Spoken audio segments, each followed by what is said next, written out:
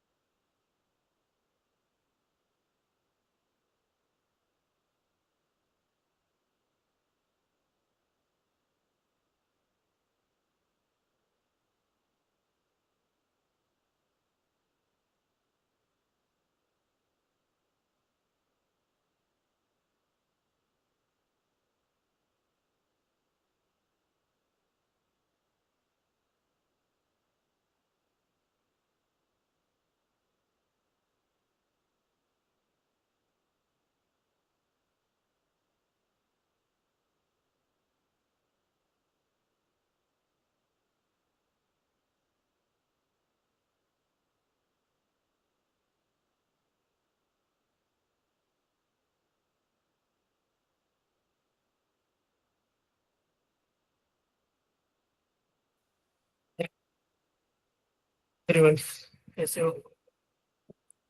Good evening sir, बढ़िया sir. Good evening sir. कैसा गया एग्जाम? कैसा गया फिजिक्स का?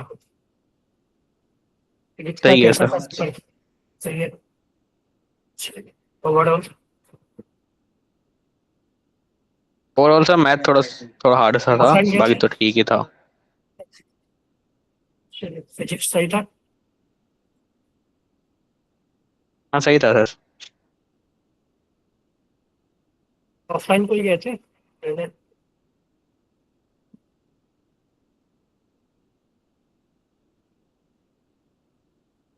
सभी ने अटेम्प्ट कर लिया है ना टेस्ट? Yes sir.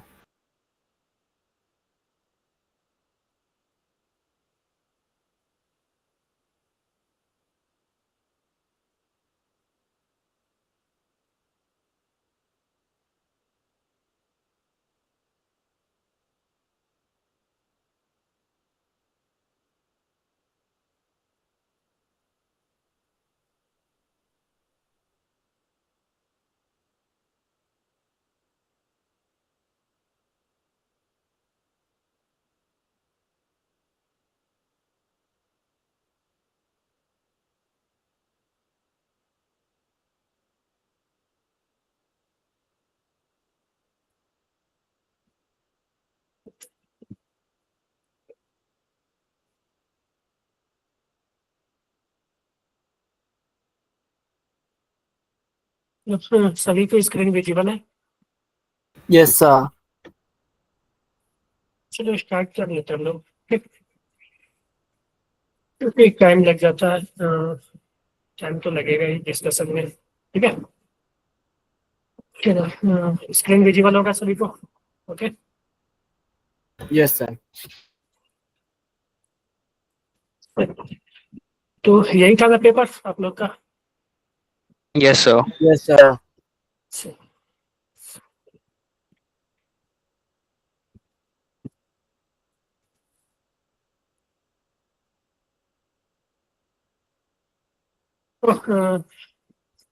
ऑप्टिक्स का क्वेश्चन है फर्स्ट। अगर हम बात करें, तो क्या बोल रहा है ये? A mirror of radius of curvature 20 centimetre, इसका रेडियस ऑफ कर्वेचर गिवन है, and object which is placed at a distance 15 centimeter are both moving with velocity 1 metre पर सेकेंड एंड 10 मीटर पर सेकेंड, ठीक है? देखो, ऑब्जेक्ट जो है वो लेफ्ट में 10 मीटर पर सेकेंड जा रहा है, और जो मिरर है वो राइट में 1 मीटर पर सेकेंड से जा रहा है, ठीक है? यानी कि मिरर भी फिक्स नहीं है, ठीक है? As shown in diagram, the velocity of image at this situation is, तो इस टाइम पे इमेज का वेलोसिटी क्या होगा, ठीक है? आपको रिलेशन पता होगा मिरर के केस में, वेलोसिटी ऑफ इमेज और वेलोसिटी ऑफ ऑब्जेक्ट के का रिलेशन तो आपने पढ़ा होगा कि वेलोसिटी ऑफ इमेज जो होता है वो -va² / u² velocity of object, ठीक है? और यहाँ पे चूंकि देखो कि मिरर भी मूव कर रहा है, तो ये जो चीजें होती है ना, ये चीजें होती है विथ रिस्पेक्ट टू मिरर, ठीक है? विथ रिस्पेक्ट टू मिरर, ठीक है।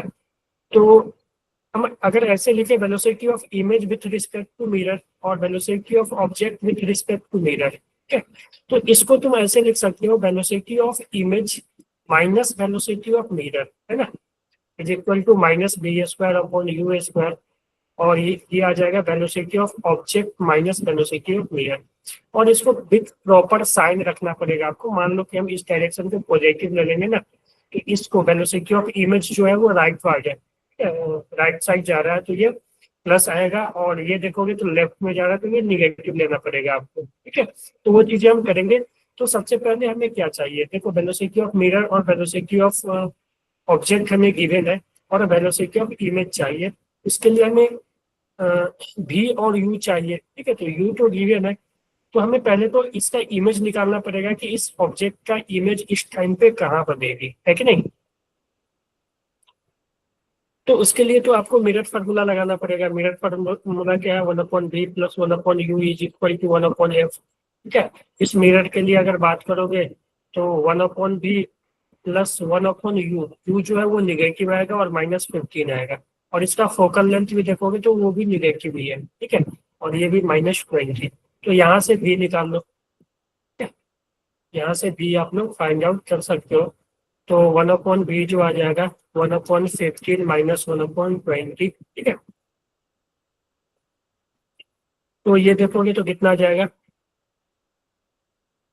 सही है ना ये, 1/15 माइनस माइनस,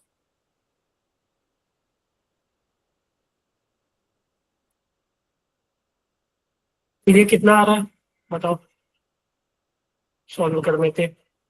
तो ये आ जाएगा 20 माइनस 15/300, ठीक है। तो ये 5/300 1/60, यानी v का जो वैल्यू है वो 60 आ जाएगा। क्लियर है ना सभी को ये। सर अच्छा, ये बोल नहीं रहे हो कुछ। क्लियर है सर, क्लियर। क्या है क्या, प्लस आ रहा है या निगेटिव आना चाहिए वैसे, क्योंकि इमेज इधर ही बनेगा। देखो रेडियस ऑफ कर्वेचर गिवन है ये, तो फोकल लेंथ तो r/2 होगा ना, ये रेडियस ऑफ कर्वेचर 20 है, तो ये 1/10 होगा, ठीक है। तो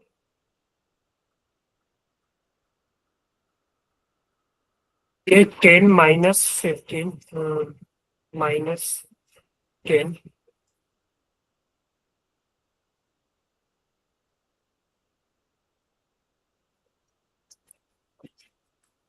150, तो ये बेसिकली -5/150, तो ये बेसिकली -30 आएगा, ठीक है।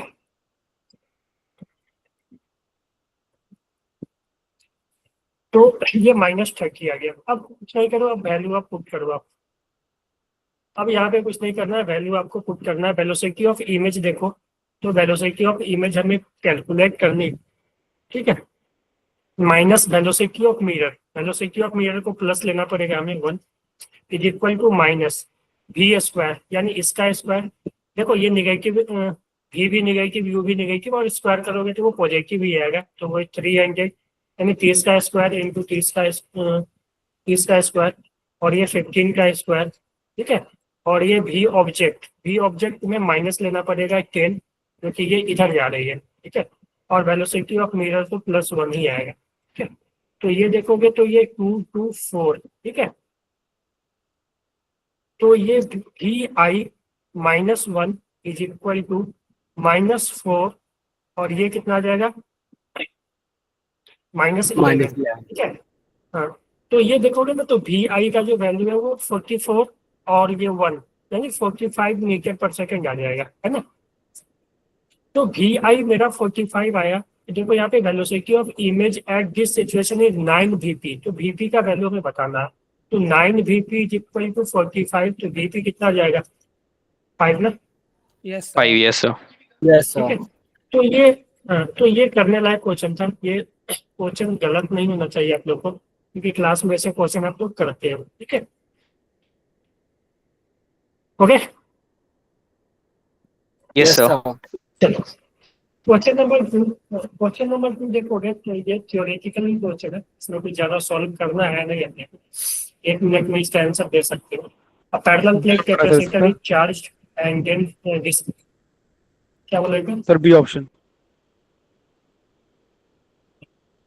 ठीक है देखते हैं। अब parallel plate capacitor is charge and then disconnected. तो चार्ज तो पहले किया गया पैरेलल प्लेट कैपेसिटर को, मान लो किसी भी पोटेंशियल से चार्ज किया गया तो इसमें चार्ज आ गया हुआ CB माइनस CB, तो चार्ज इस पे आ गया मान लो। ठीक है, if the plate of the condenser are move farther apart, अच्छा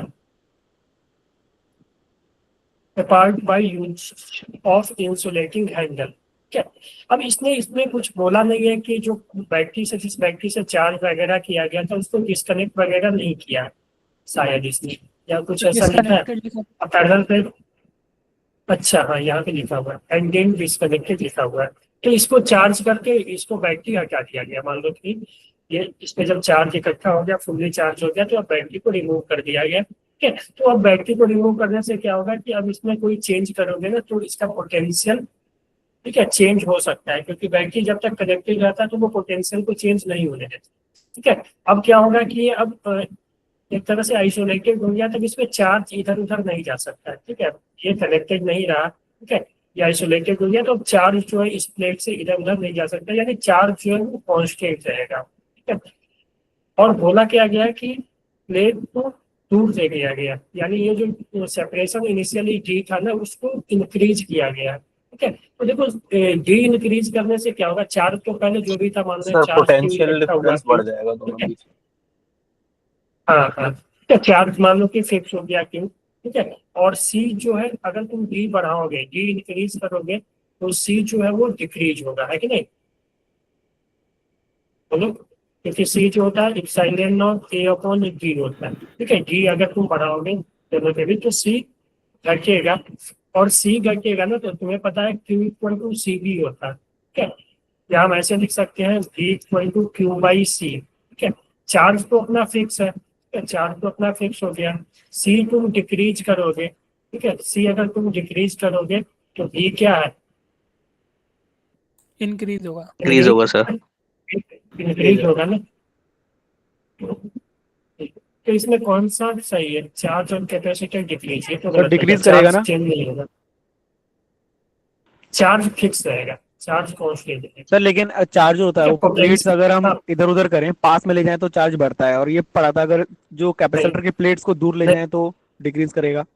तो बैटरी कनेक्टेड रहता तब वो होता। ठीक है, बैटरी कनेक्टेड disconnected है क्या रहता तब देखो, हाँ बैटरी को डिस्कनेक्ट कर दिया गया, देखो ना। अच्छा ठीक है, तो चार्ज कहाँ जाएगा, कहाँ आएगा, चार्ज के लिए तो फ्लो होने के लिए रास्ता ही नहीं बचा, है कि नहीं। ठीक है, Yes, sir. तो पोटेंशियल डिफरेंस इंक्रीज, ये इंक्रीज हो जाएगा। चलो इजी क्वेश्चन था ये, करने लायक था। क्वेश्चन नंबर 3 देखोगे अगेन, ये क्वेश्चन अगर हम बात करें तो ये इजी क्वेश्चन में आएगा क्या, जो न्यूटन्स लॉ जिन्होंने अच्छे से किया होगा, या फ्रिक्शन का क्वेश्चन। तो यहाँ पे देखोगे तो दोनों में नॉर्मल अलग अलग हो जाएगी। ठीक है, तो दोनों का एक्सेलरेशन क्या होगा ये क्या, तो तुम जैसे ही फोर्स लगाओगे देखो इस फोर्स का 2 कंपोनेंट आएगा, एक तो इधर आएगा F cos 30, ठीक है, F cos 30, और इसका ऊपर जाएगा F sin 30। ठीक है, और इस पे इसका mg नीचे लगेगा और नॉर्मल ऊपर लगेगा। ठीक है, और जैसे ये F cos 30 इस पे आगे लग रहा है तो इसका टेंडेंसी आगे जाने का होगा, तो जो फ्रिक्शन है वो पीछे लगेगा।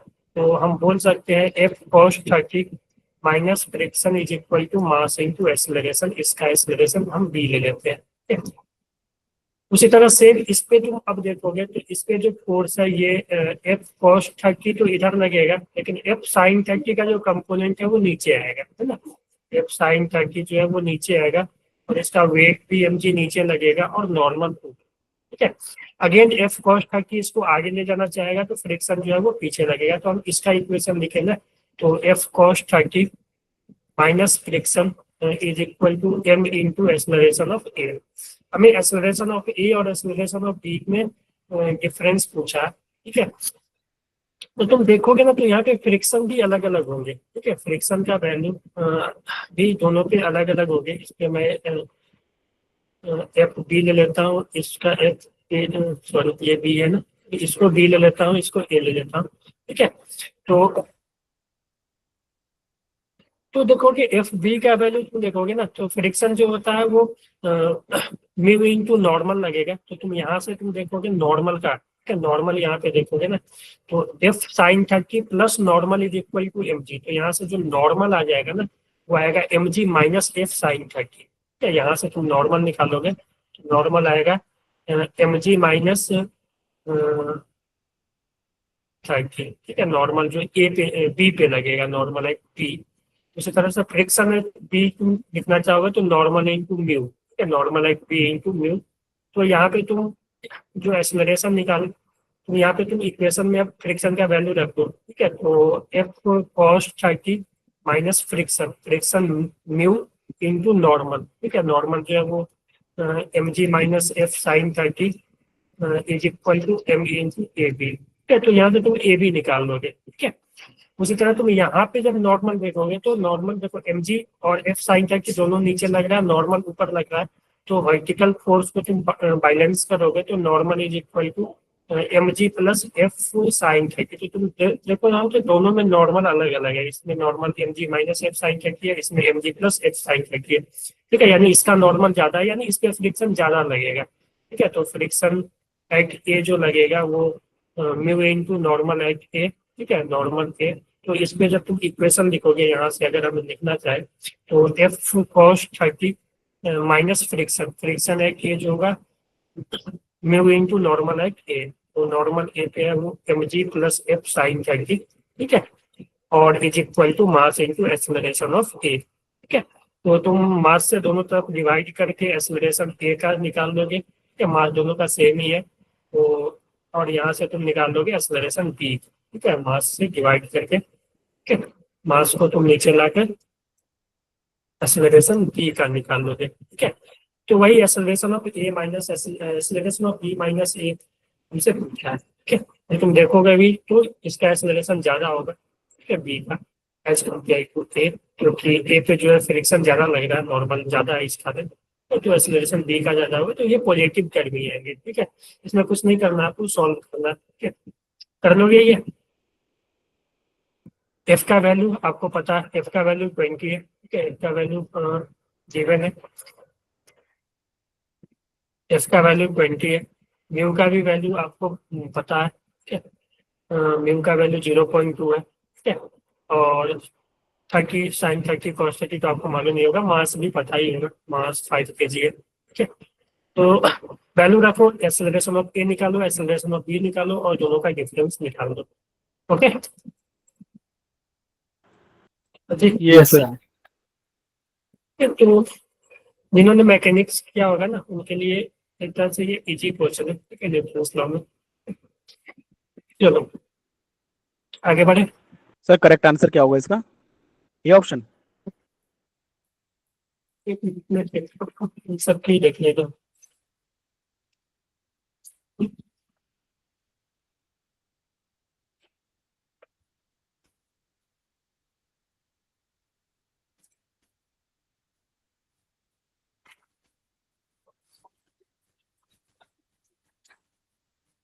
थ्री का ए, ठीक है सर।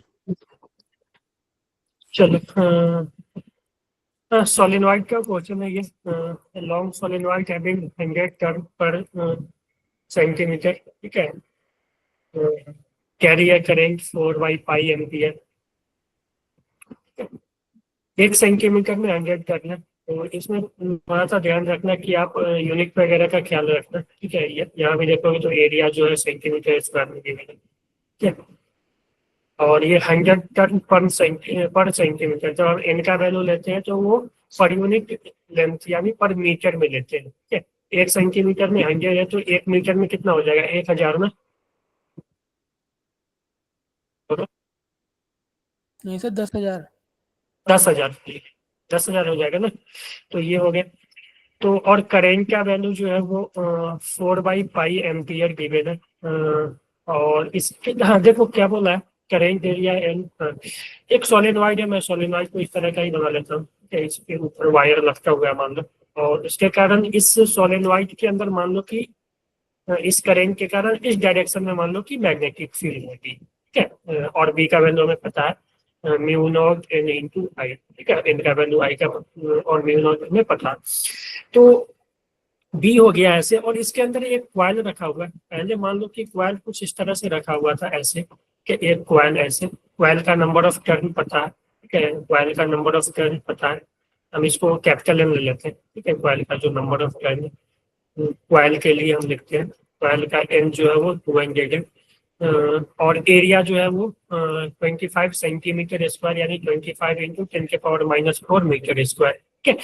तो अब तुम देखोगे कि मान लो कि इस क्वाइल का एरिया वेक्टर इधर है अभी, ठीक है, एरिया वेक्टर इधर है, जब ये क्वाइल इस तरह रखा हुआ था, तो इसका जो मैग्नेटिक फ्लक्स होगा, मैग्नेटिक फ्लक्स इससे, ठीक है, क्वाइल के इनिशियली जो फ्लक्स होगा, ठीक है, वो होगा बी इंटू एरिया, ठीक है, तो बी इंटू एरिया, ठीक है, क्वाइल का एरिया, और into number of turn off coil, coil का कितना टर्न है, ठीक है, तो नंबर ऑफ टर्न क्वाइल, तो ये इनिशियल होगा, ठीक है। देखोगे तो बी और ए दोनों सेम डायरेक्शन में है, ठीक है, तो डायरेक्ट ये आ जाएगा एन बी ए, ठीक है। तो ये हो गया। अब क्या बोला है कि इस क्वाइल को ये रोटेट कर दिया गया, ठीक है, when the direction of current in the solenoid is reverse, ठीक है, चलो इसको, हाँ, क्वाइल को रोटेट नहीं किया गया, इस सोलेनॉइड के करेंट को रिवर्स किया गया है, ठीक है, तो करेंट का डायरेक्शन तुम चेंज करोगे तो मैग्नेटिक फील्ड का डायरेक्शन चेंज हो जाएगा। तो फाइनल जो होगा, एरिया वेक्टर तो क्वाइल का इधर था, लेकिन अब मैग्नेटिक फील्ड जो है वो कुछ इधर हो गया, ऐसा हो गया, ठीक है, मैग्नेटिक फील्ड फाइनली इधर हो जाएगा। तो अब इस दोनों के बीच जो एंगल है तुम देखोगे तो वो 180 डिग्री हो जाएंगे। तो फाइनल जो फ्लक्स होगा ना वो -NBA हो जाएगा, है कि नहीं। डी डॉट के होता है ना फ्लक्स, डी डॉट के, ठीक है, तो इनिशियली देखोगे तो दोनों के बीच एंगल 0 है, तो cos 0 1, ठीक है, फाइनल देखो दोनों के बीच एंगल 180 है, तो cos 180 यानी -1 आ जाएगा।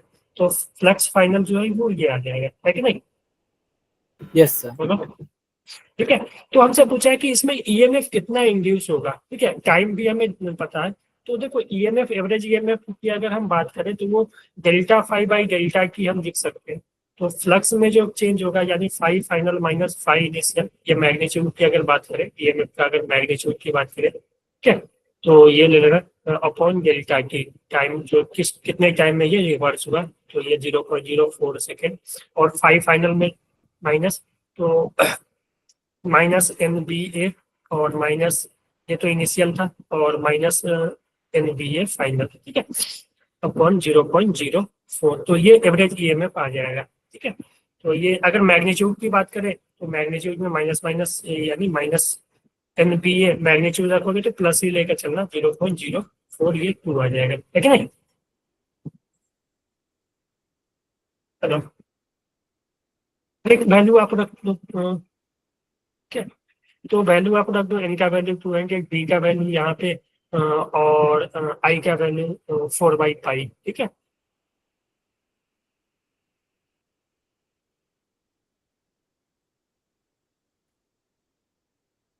बी का वैल्यू रख दो 2N, बी के जगह पे μ0NI इंटू एरिया बाई 0.04, ये ईएमएफ आ जाएगा।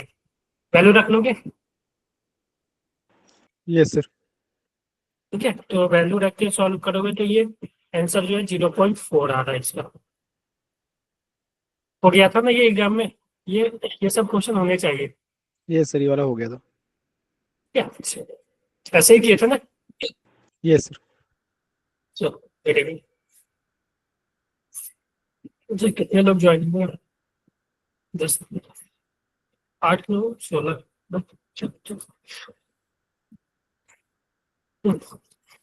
ये क्वेश्चन एक तरह से बोला जाए तो अच्छा क्वेश्चन है ये।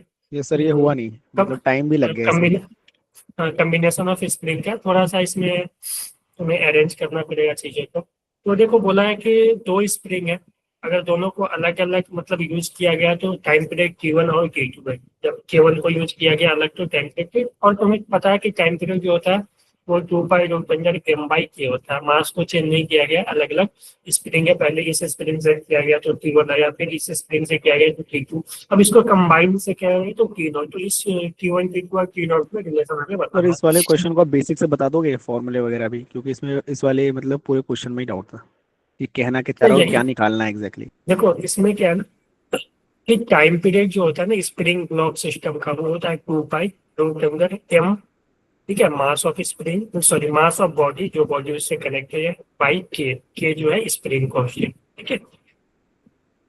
Okay, time sir. Period of oscillation, मान लो कि इसको अगर हम थोड़ा सा एक्सटेंड करके छोड़ दें तो ये एसएचएम करेगा, एसएचएम करेगा तो उसका कुछ टाइम पीरियड होगा, तो उस टाइम पीरियड को हम ऐसे लिख सकते हैं, सिंपल स्प्रिंग ब्लॉक सिस्टम अगर मेरे पास है या मास का के, तो इसका जो टाइम पीरियड हो जाएगा, अगर हम इसको ऑसिलेट कराएं, थोड़ा सा डिस्प्लेस करके छोड़ दें तो ये एसएचएम करेगा, तो इसका जो टाइम पीरियड है वो ये है, ठीक है। तो इसने यही बोला है कि इनिशियली जब K1 से कनेक्टेड था तो टाइम पीरियड T1 आएगा, तो हम लिख सकते हैं T1 is equal to 2π√m/k1।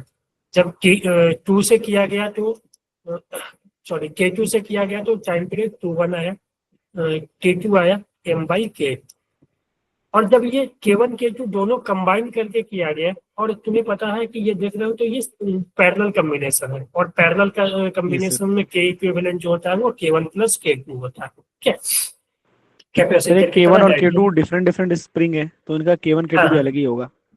हाँ हाँ, ठीक है, तो K इक्विवेलेंट जो है वो K1 + K2 है, तो फाइनल जो टाइम दोनों को इक्विवेलेंट हम इससे हम इस दोनों को रिप्लेस कर सकते हैं, तो जो फाइनल जो होगा स्प्रिंग वो K1 + K2 स्प्रिंग कांस्टेंट का होगा, तो उसका टाइम पीरियड T0 बोला गया, और इसका जो टाइम पीरियड 2π√m/K1 + K।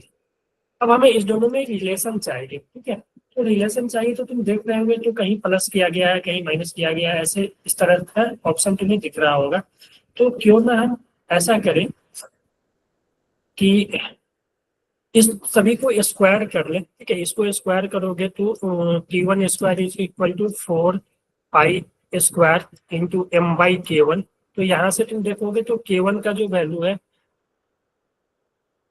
वो आ जाएगा 4π² m/T1 स्क्वायर, है ना। T1 square.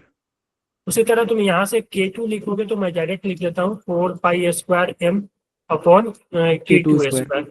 उसी तरह यहाँ से तुम K1 + K2 लिखोगे तो 4π² m/T0 स्क्वायर। अब कुछ नहीं है, हमें पता है कि K1 + K2 इतना है, ठीक है, यानी K1 ये था, यानी इसको प्लस इसको ऐड करेंगे तो ये आ जाएगा, है ना। तो 4π² m/T1 square plus 4π² m/T2 square is equal to 4π² m/T0 square, है ना। सर ये K1 तो + यहाँ से- K2 में हमने K1 हाँ। का एक डाल लिया और K2 का हमने डाल लिया, जो अलग अलग हाँ निकाला हाँ था। हाँ और हाँ, उसके ये जो बाद में था, आपने इक्वेट किया है क्या K1 + K2 equal to 4π² m/T0 square. नहीं देखो, ये अपना आया ना, यहाँ से इस इक्वेशन से आया ना K1 + K2 इक्वल टू इतना, ठीक है। ठीक है। K1 का वैल्यू क्या है, ये इसका वैल्यू यहाँ पे रख दो। अच्छा, स्क्वायरिंग K2 करने का के बाद ये वैल्यू क्या वैल्यू आ गई हाँ और फिर हाँ, आपने पुट अप K2 का कर दिया। वैल्यू क्या है ये, हाँ K2 का वैल्यू क्या है यहाँ पे रख दो, तो ये आ गया, तो देखो 4π² m तो कैंसिल हो जाएगा, तो यहाँ से हमें क्या पता चला कि 1/T1 square plus 1/T2 square equal to 1/T0 square, यानी अब इन्वर्स कर दो, यस सर, बी T0 के ऑप्शन। पावर -2, हाँ T1 के पावर -2 प्लस T2 के पावर -2, ठीक है। Yes sir. तो ये अच्छा क्वेश्चन है, ऐसे क्वेश्चन आते हैं, हो सकता है कि अब आपको सीरीज कॉम्बिनेशन का भी एक क्वेश्चन बनता है, एचसी वर्मा में देखोगे ना तो दोनों क्वेश्चन दिए हुए हैं, ये भी Yes. क्वेश्चन है। सर अगर आप और स्क्वायर इसमें- नहीं करते तो इसमें रिलेशन नहीं आ सकता था T0 equal to T1 + T2। नहीं, कैसे करते, करके देखना नहीं आएगा वो, ठीक है, स्क्वायर करने से ही वो आएगा, ठीक है। ठीक है। ठीक है सर। T1 + T2 करोगे तो नहीं आएगा वो, ठीक है। Yes sir. चलो अगेन इजी क्वेश्चन है, इसमें तो कुछ करना ही इसका नहीं तो है। सी ऑप्शन लगाया था। हाँ बी, सॉरी मैं देख लेता हूँ, बी एस्केप जो होता है √2 g m/r, ठीक है, और ये मास ऑफ प्लैनेट होता है, mass of radius of planet होता है, जी तो पता Yes, ही sir. है, ठीक है। Yes, sir. हाँ, जो एस्केप वेलोसिटी है ना, वो सिर्फ मास ऑफ प्लैनेट और रेडियस ऑफ प्लैनेट पे डिपेंड करता है, ना कि जो बॉडी एस्केप करने वाला है उसके मास वगैरह पे डिपेंड नहीं करती है। ठीक है, तो अगर अर्थ के लिए बात करें तो कोई भी बॉडी हो तो उसका जो है एस्केप वेलोसिटी सेम ही होगा। मान लो कि एक 10 kg का बॉडी है, एक 1 kg का बॉडी है, ठीक है, तो उसका एस्केप वेलोसिटी सेम ही होगा। ठीक है, वो मास पे डिपेंड नहीं करता।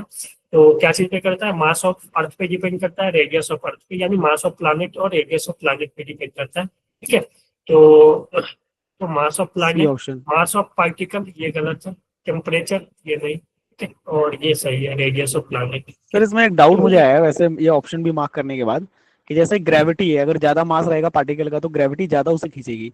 तो सर ऐसा कैसे हुआ, मतलब इसमें क्या लॉजिक है कि मतलब नहीं, एक ना पत्थर को अगर हम फेंकें और एक रॉकेट को फेंकें तो दोनों को एक ही स्केप वेलोसिटी चाहिए? देखो, अगर अगर हाँ, देखो, ग्रेविटी कितना भी लगे, ठीक है, लेकिन जब हम वेलोसिटी दे रहे हैं ना, सेम वेलोसिटी दे रहे हैं, तो हम एनर्जी कंजर्व, देखो एस्केप वेलोसिटी हम एनर्जी कंजर्वेशन से निकालते हैं। ठीक है, तो तुम वहां पे जब एनर्जी कंजर्वेशन अप्लाई करते हो तो मास ऑफ पार्टिकल जो है वो कैंसिलिंग हो जाता है। ठीक है, और तुम जहाँ अच्छा। तक बात कर रहे हो जी का, तो जी एक तरह से अगर हम बात करें तो जी वेरिएबल होता है। ठीक है, जी हाइट के साथ वेरी करता है। ठीक है, तो वो तो यस दोनों सर। के लिए ही करेगा। ठीक है, वो तो दोनों के लिए ही करेगा, कोई बात नहीं। ठीक है, तो बेसिकली जो हम स्टेप वेलोसिटी निकालते थे, कितना वेलोसिटी चाहिए, ठीक है, ताकि वो स्केप कर जाए, वो चीजें हम एनर्जी कंजर्वेशन से निकालते हैं। और तो हमें पता है कि एनर्जी कंजर्वेशन तुम अप्लाई करोगे, ठीक है, तो वो मास जो है पार्टिकल का दोनों तरफ से कैंसिल ही हो जाती है। ठीक है, वो मास पे डिपेंड नहीं करती है। ठीक है सर। हाँ, हाँ, ये क्वेश्चन तो हो जाना चाहिए था। बोलो, आपको पता है ना पर सेकेंड कितना फोटोन निकलेगा, नंबर ऑफ फोटोन कितना क्या होता है, पावर बाय एनर्जी ना। हाँ जी,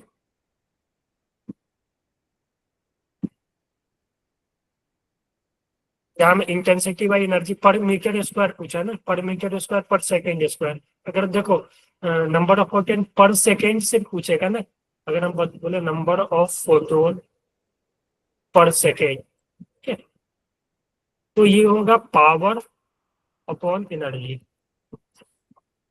अगर हमें पूछा, यहाँ पे पूछा नंबर ऑफ फोटोन पर सेकेंड पर मीटर स्क्वायर, ठीक है, पर मीटर स्क्वायर पर सेकेंड, ठीक है, और वैसे भी लिख सकते हैं पर सेकेंड पर मीटर स्क्वायर। ठीक है, तो ये हो जाएगा intensity upon energy. Intensity direct हमें गिवन है, एनर्जी हम निकाल सकते हैं एच सी बाई लैम्डा या एच इंटू फ्रीक्वेंसी, है ना।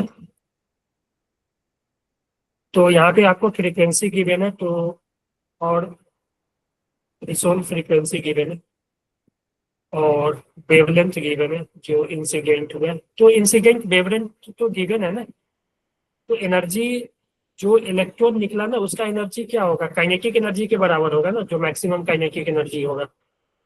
ठीक है, तो जो भी इलेक्ट्रॉन मान लो निकला, ठीक है, तो उसका तुम्हें काइनेटिक एनर्जी निकाल लो। ठीक है, तो एनर्जी अगर हम बात करें, जो एनर्जी निकला, जो इलेक्ट्रॉन का एनर्जी है, ठीक है, तो काइनेटिक एनर्जी वो energy supply minus work function, और एनर्जी सप्लाई को एच इंटू फ्रीक्वेंसी लिख सकते हैं, एक नहीं, और जो वर्क फंक्शन जो है वो थ्रेशोल्ड फ्रीक्वेंसी गिवन है, तो एच इंटू थ्रेशोल्ड फ्रीक्वेंसी। ठीक है, हेलो, ये वर्क सर। फंक्शन को, वर्क फंक्शन को थ्रेशोल्ड फ्रीक्वेंसी के टर्म में लिखने आता है ना आपको, या थ्रेशोल्ड वेवलेंथ के टर्म में। Yes, sir. ठीक है? तो यहाँ से आप के मैक्स निकाल लो, यहाँ से आप के मैक्स निकाल लो। एच का वैल्यू आपको पता है 6.63 इंटू 10⁻34, और म्यू नॉट आपको पता है, म्यू नॉट नहीं पता है आपको, लैम्डा पता है कि म्यू नॉट, सॉरी, यहाँ पे ऐसे ही लिख लो, एच सी बाई लैम्डा लिख दो यहाँ पे, क्योंकि इसका एनर्जी के लिए लैम्डा गिवन है, लैम्डा का वैल्यू गिवन है, एच सी बाई सर इसे लैम्डा। सॉल्व करने पे ना 2.2 इंटू 10⁻20 आ रहा था। 10⁻? 20 नहीं, इसे नहीं, मतलब जो ऑप्शन लास्ट आया था उसमें मैं 1 2 3 4 में है ना, तो लेकिन मेरा 22 आ रहा था या तो 2.2 आ रहा था, इस वजह से मैंने फिर लीव कर दिया। ये हो सकता इसका बी है, ऑप्शन था। हाँ, फिर क्या रहा था तुम्हारा 2 पॉइंट, 2.2 into 10 की पावर 20। तो इसके करीब वाला ये लगा देते ना। सर मुझे मतलब मैं अनसर्टेन था, मतलब कि गलत जाएगा नेगेटिव, तो मैंने लीव कर दिया। तो जो आसपास है ना वो कर देते, क्योंकि इसमें तुम ना अगर कैलकुलेशन पूरा तो तुम एग्जैक्ट नहीं कर पाओगे, तो उसके आसपास ही तुम पहुंच पाओगे। ठीक है, तो लैम्ब्डा का वैल्यू पता है आपको कितना एम्स्टर्न है। ठीक है, एच का भी ये वैल्यू सर पता है 4000 था। 4000 लैम्ब्डा, और म्यू नॉट पता है थ्रेशोल्ड फ्रीक्वेंसी। ठीक है, एच का वैल्यू पता है, सी पता है स्पीड ऑफ लाइट, लैम्ब्डा पता है, म्यू पता है, ठीक है, म्यू नॉट पता है, तो आप यहाँ से डायरेक्ट लिख सकते हैं। ठीक है, के निकाल लो, यानी एनर्जी आ जाएगा। ठीक है, कि उस इलेक्ट्रॉन के पास एनर्जी कितना है। ठीक है, उसके बाद तुम यहाँ से डायरेक्ट जो number of photon intensity upon energy कर सकते हैं। क्लियर है? लो जी, सर चलो, तो ये क्वेश्चन सही था, अच्छा था, और क्योंकि क्लास में ना हम जनरली यही करवा के छोड़ देते हैं। ठीक है, कि नंबर ऑफ फोटोन जो होगा पर सेकेंड वो पावर बाई एनर्जी होता है। ठीक है, अगर इंटेंसिटी रहेगा तो पर मीटर स्क्वायर, क्योंकि ये नीचे आएगा। ठीक है, पावर का यूनिट देखोगे तो वाट होता है, और इंटेंसिटी वाट पर मीटर स्क्वायर। ठीक है, तो ये बेसिकली ये मीटर स्क्वायर नीचे बचा रह जाएगा, तुम यहाँ पे रखोगे तो इसीलिए ये पर मीटर स्क्वायर पर सेकेंड ये आ जाता है। ठीक है, नंबर ऑफ फोटोन। ठीक है, बिल्कुल। ये क्वेश्चन किसी ने किया था?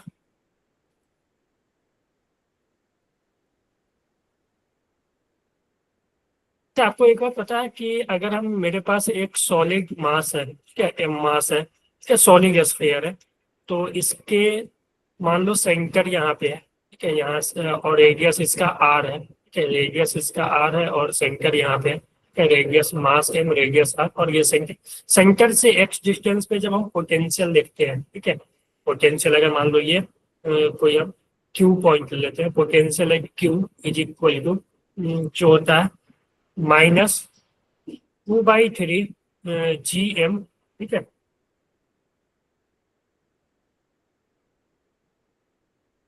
-GM/2। ठीक है, 3R² - x² होता है। पता है आपको? Yes, sir. -GM/पोटेंशियल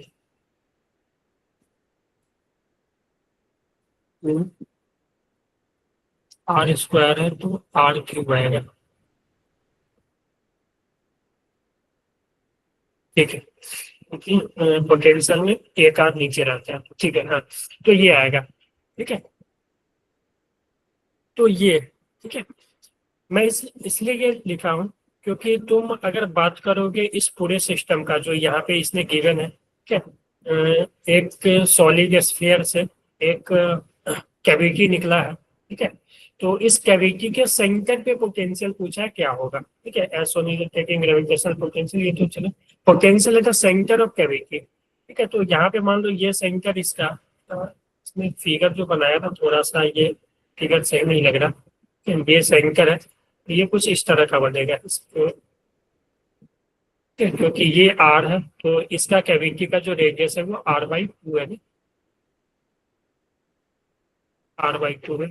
तो ये इसका जो डायमीटर होगा वो तो आर होगा, तो ये कुछ इस तरह का बनेगा। ठीक है? और आपको पता है कि हम मान सकते हैं कि इस पूरे सिस्टम को हम एक पूरा स्फीयर, ठीक है, इस एक पूरा स्फीयर, ठीक है, और एक छोटा सा स्फीयर। ठीक है, और यहाँ पे देखोगे तो इसका अगर रेडियस आर है, ठीक है, तो इसका जो रेडियस होगा वो R/2। और आपको पता होगा कि अगर हम इसका मास m लेते हैं तो इसका मास जो है वो m/8 होगा। क्लियर है ये?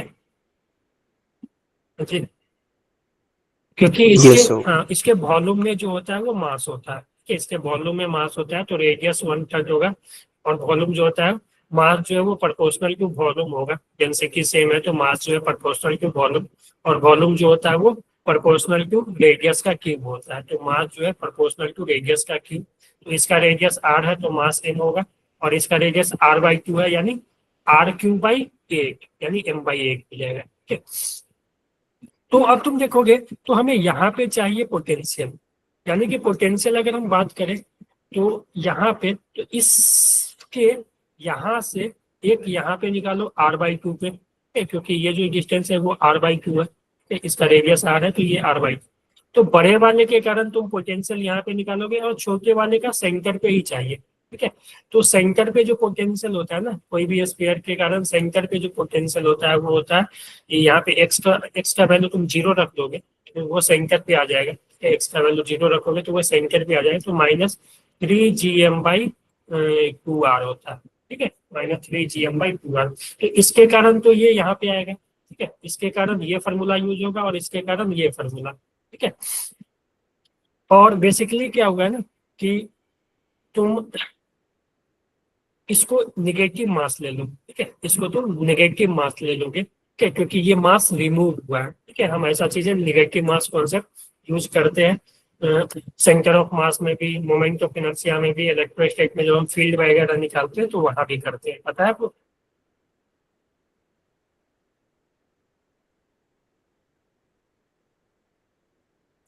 या ऐसा कर लो ना, या ऐसा कर लो कि इसके कारण पोटेंशियल निकाल लो और इसको पॉजिटिव ही रखो, इसके कारण निकाल लो, ठीक है।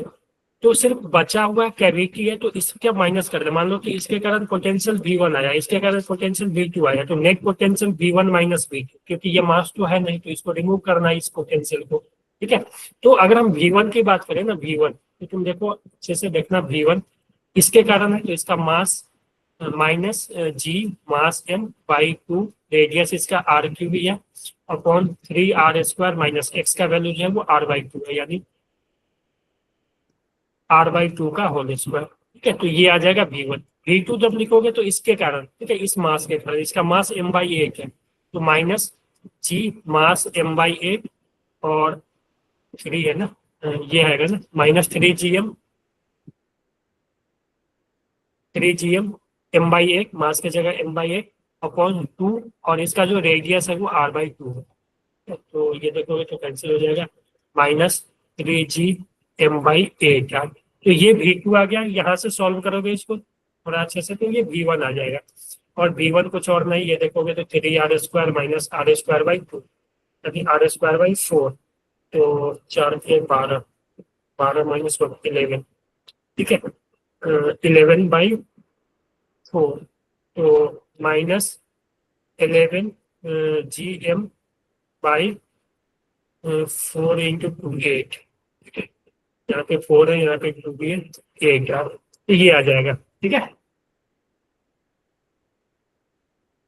हाँ जी, Yes, sir. So ठीक है। और हाँ, V1 माइनस V2 करोगे तो बेसिकली ये ऐड हो जाएगा, ठीक है, ये माइनस माइनस ये करोगे ना तो ये ऐड हो जाएगा, तो 11 - 3 8, तो ये आ जाएगा डी ऑप्शन।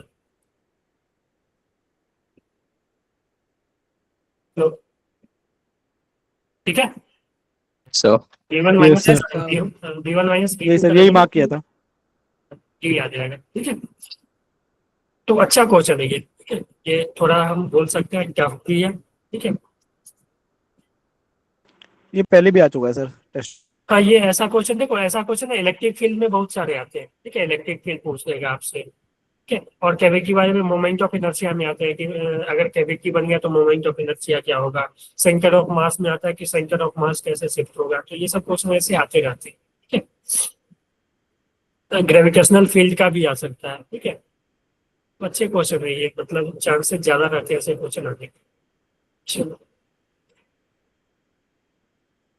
हाँ, हाइड्रोजन सैंपल इज सर एक ना प्रिपेयर्ड। जेई में ना पिछले वाले मतलब जो अटेम्प्ट हुआ था उसमें सर एक क्वेश्चन आया था जेई में कि ऐसे क्वेश्चन था कि मतलब उसमें समझ नहीं आ रहा था क्या करना है।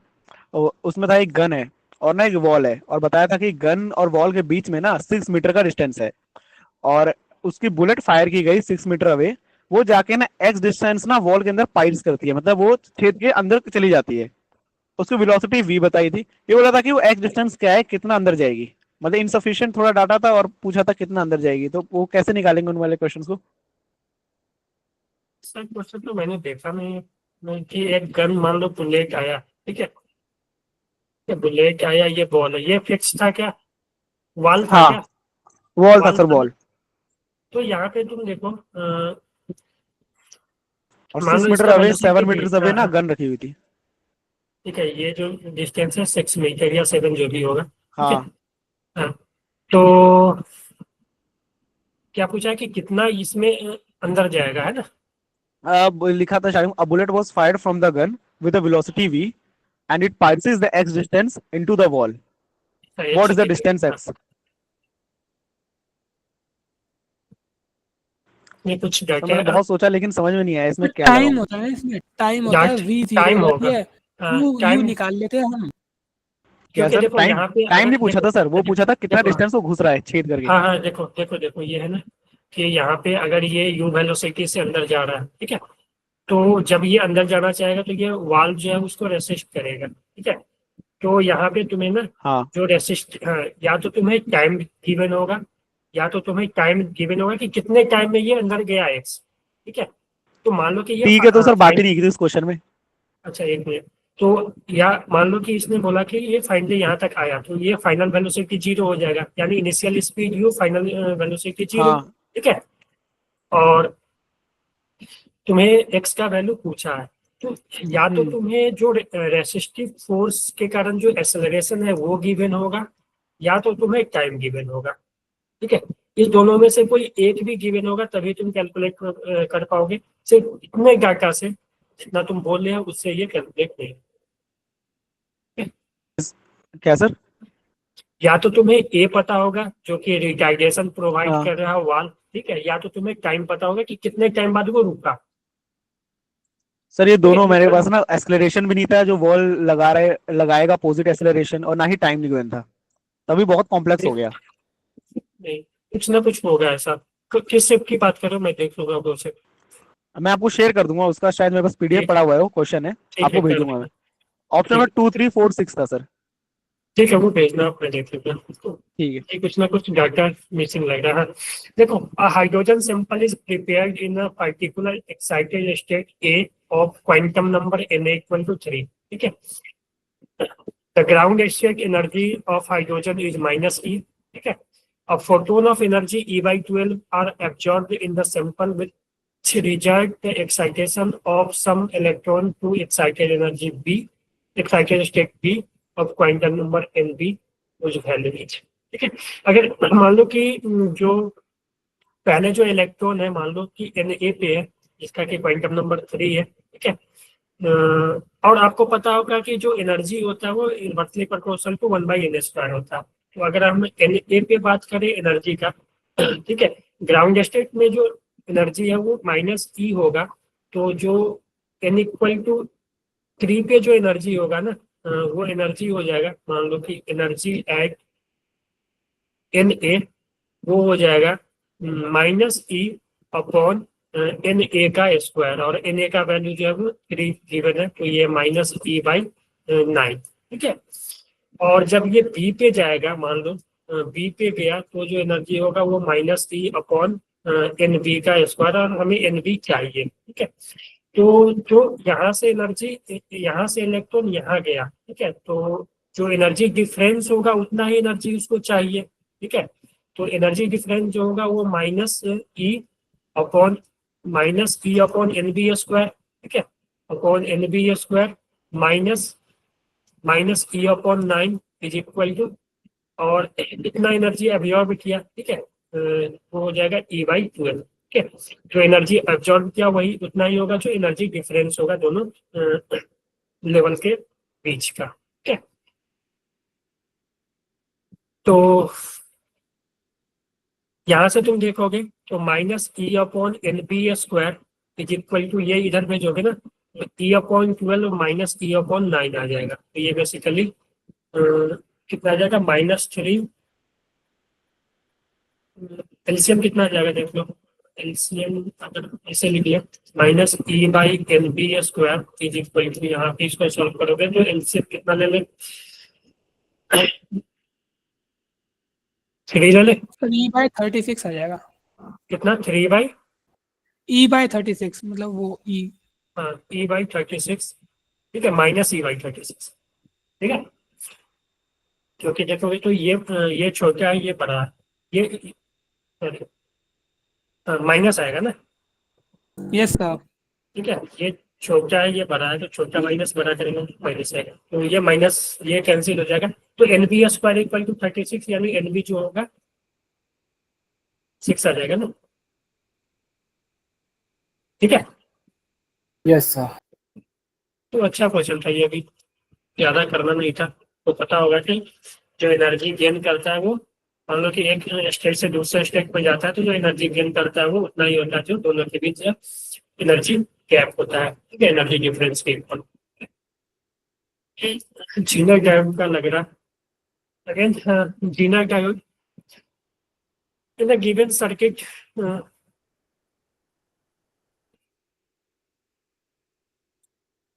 in a given circuit R equal to 100 ohm, E given है, ठीक है। अच्छा क्वेश्चन देखो, जीना डायोड का देखोगे ना तो क्वेश्चन कभी कभी आ जाते हैं और इजी होते हैं, ठीक है। क्लास में हम लोग ये ऐसा क्वेश्चन देखोगे तो जो जीना डायोड से आएगा ना तो इसी तरह का क्वेश्चन आने का ज्यादा चांसेस होते हैं।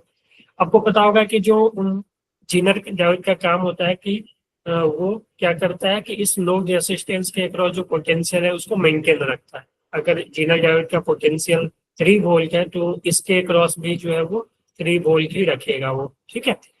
तो इसके अक्रॉस अगर 3 वोल्ट है मान लो, ठीक है, जीनर वोल्टेज 3 वोल्ट है, तो इसके अक्रॉस भी जो वोल्टेज होगा वो 3 वोल्ट ही होगा।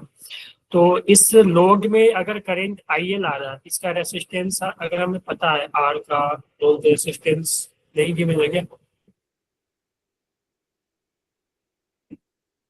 इन the circuit if R equal to 100, RL नहीं दिया सर। वही पूछा है क्या? In the yes sir, smallest वही तो वैल्यू, पूछा है। Yes, sir. अच्छा हाँ ठीक है, लोड रेसिस्टेंस में पूछा।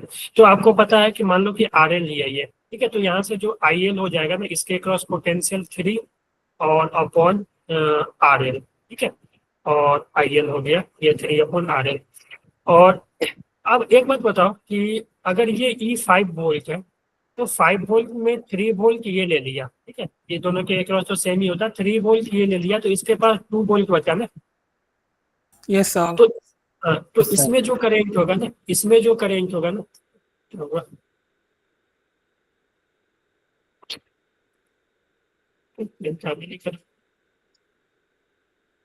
इसके क्रॉस 2 वोल्ट बचा, तो इसमें जो आई करंट बोला है ना, आई करंट वो हो जाएगा इसके क्रॉस पोटेंशियल 2 और इसका रेसिस्टेंस 100, यानी 2/100, ठीक है। और आपको देखो ये बोला है कि इन आर इक्वल टू इतना ई जनरल वोल्ट इतना volt, then the smallest value of load resistance for stabilization will be possible is IZ का वैल्यू भी नहीं गिवन है ना, हम ऐसे लिख सकते हैं कि I equal to IL plus IZ। तो अगर हम मान लो कि smallest value of load resistance बोला है, कि मान लेते हैं कि इसमें कोई करंट गया ही नहीं, तो IZ तो 0 हो जाएगा। IZ अगर हम 0 कर दे तो IZ अगर 0 करे तो I इक्वल टू IL आ जाएगा, तो I इक्वल टू IL, ठीक है। तो I का वैल्यू जो है 2/100 इक्वल टू IL जो हो जाएगा 3/RL।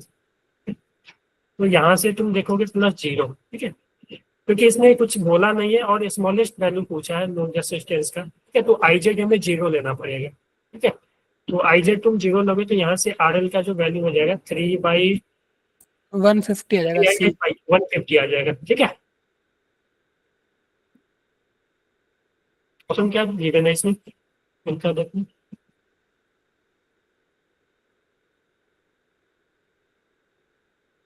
हाँ 150 है, ठीक है।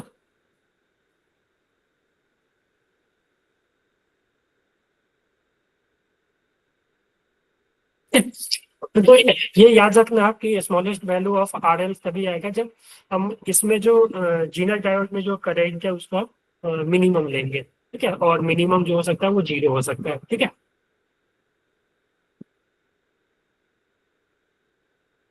चलो जी 11 नंबर क्वेश्चन तो हो जाना चाहिए, इसमें तो कुछ है नहीं ज्यादा, बोलो। तो इसका आंसर क्या था? डी, इस वाले का 11वें का। Yes sir. चलो मैं देख लेता हूँ. 1 mole of ideal monatomic gas is made to go through cycle as shown. Then the change in internal energy in expanding gas from A to C. यानी यहाँ से यहाँ में. अच्छा, ये तो और इजी है. चेंज इन इंटरनल एनर्जी यहाँ से यहाँ आने पे कितना होगा. तो चेंज इन इंटरनल एनर्जी जो होता है NCV डेल्टा T होता है हमेशा. ठीक है, इनका वैल्यू 1 है, 1 मोल है तो 1, और CB मोनो एटॉमिक गैस है तो 3R/2, और डेल्टा T हमें निकालना है. देखो, यहाँ का प्रेशर वॉल्यूम मालूम है, यहाँ का प्रेशर वॉल्यूम मालूम है. ठीक है, तो अगर हम PV इक्वल टू nRT से देखें तो इनका वैल्यू तो 1 है, 1 है. तो टेम्परेचर जो होगा PV/R. ठीक है, तो यहाँ का टेम्परेचर, यहाँ का pressure into volume by R.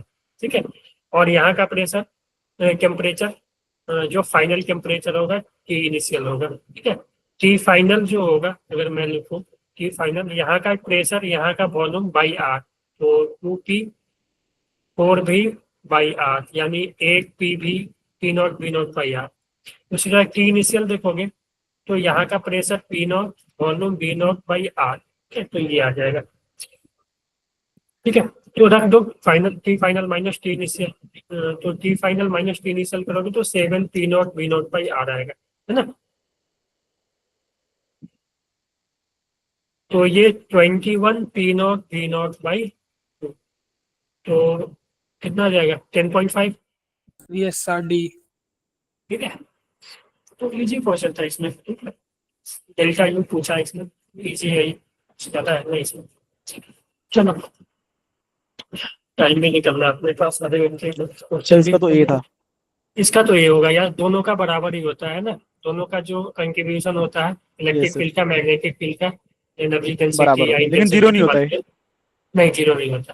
ठीक है, बराबर ही होगा. ठीक है, ये भी गलत है, ये भी गलत है, ये भी. सर, इसमें ना एक डाउट रहता है कि जो हम्म. मैग्नेटिक फील्ड और जो इलेक्ट्रिक फील्ड होती है वो I/J/K में कौन कौन से कंपोनेंट्स लेती है. मतलब इलेक्ट्रिक फील्ड I लेती है और मैग्नेटिक फील्ड J लेती है. नहीं बेटा, वो कुछ भी हो सकती है. ठीक है, वो IJ तो एग्जाम में पूछेगा तो हम कैसे पता लेकिन कर बस पाएंगे. यही है कि तीनों जो है ना, स्पीड ऑफ वेव. ठीक है, स्पीड ऑफ वेव और मैग्नेटिक फील्ड का कंपोनेंट और इलेक्ट्रिक फील्ड का जो ऑसिलेशन है, वो तीनों आपस में परपेंडिकुलर होता है. ठीक, तीनों आपस में Yes, sir. परपेंडिकुलर होता है. ठीक है, तो हो सकता है कि मान लो कि इलेक्ट्रिक फील्ड X के तरफ है तो मैग्नेटिक फील्ड Y या Z के तरफ भी हो सकता है. ठीक है, क्योंकि अगर मान लो कि ये X के तरफ है, तो मान लो इलेक्ट्रिक फील्ड X के तरफ है, तो ये तो या तो Y के तरफ हो सकता है, Z Y के तरफ भी होगा तब परपेंडिकुलर होगा, Z के तरफ होगा तब भी परपेंडिकुलर होगा. ठीक है, या मान लो कि अब Yes, sir. Magnetic field X की तरफ है तो इलेक्ट्रिक फील्ड Y Z की तरफ मान लो. ठीक है, ऐसा हो सकता है. ठीक है, और तीनों आपस में परपेंडिकुलर, तो तीनों आपस में, एक X की तरफ है तो एक Y की तरफ होगा, एक Z की तरफ हो सकता है. ठीक है, Yes, sir. मैं एक क्लास लिया था, उसका रिकॉर्डिंग होगा, आप लोग देख लेना. ठीक है, PM वेव का मैंने एक एक्स्ट्रा सेशन लिया था पिछले वीक में. ठीक है, मंडे को लिया था पिछले वीक. वहाँ पे मैंने सभी चीज करवाया था, इसमें क्वेश्चन भी करवाया था, थ्योरी भी करवाया था. चलो, सर, इसका C आया. हाँ, ये तो मोमेंटम, एंगुलर मोमेंटम कंजर्वेशन पे होगा, है ना. Yes, sir. A and B are mounted by the side by side frictionless bearing. ठीक है, I omega equal to constant लगता है इसमें. ठीक है, तो पहले क्या हुआ, देयर मोमेंट ऑफ इनर्शिया इतना इतना. A is made to rotate 100 revolution per second, यानी A का मोमेंट ऑफ इनर्शिया 5 है और ओमेगा 10 है.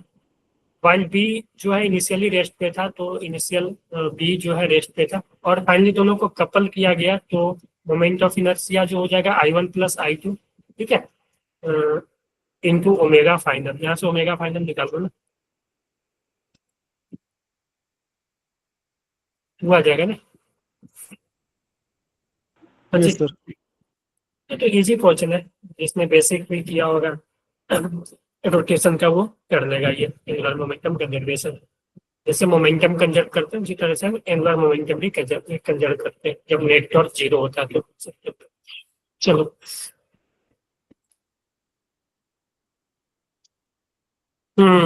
इसमें डाटा ये नहीं ऐसा हुआ था. कैलकुलेशन ज्यादा होगा इसमें लगेगा, क्योंकि इसने जो डाटा दिया है ना वो थोड़ा अजीब सा लग रहा है. देखो दो रेसिस्टेंस है, इतना इतना कनेक्टेड सीरीज। पहले अगर ये सीरीज में मान लो ऐसे, ठीक है, with 6 volt battery of negligible internal resistance, 6 volt के बैटरी से इसको कनेक्ट किया गया। ये मान लो 400 और ये 800, ठीक है, और ये 6 वोल्ट। तो अब वोल्ट मीटर इतना, हाँ, रेसिस्टेंस इतना, तो 400 के क्रॉस पोटेंशियल मेजर करना है, तो एरर कितना आएगा। अब तुम देखो, जब यहाँ पे वोल्ट मीटर नहीं लगा हुआ था, तो इसके क्रॉस जो 400 के क्रॉस जो पोटेंशियल आएगा ना, 400 के क्रॉस जो पोटेंशियल आएगा वो कितना आएगा।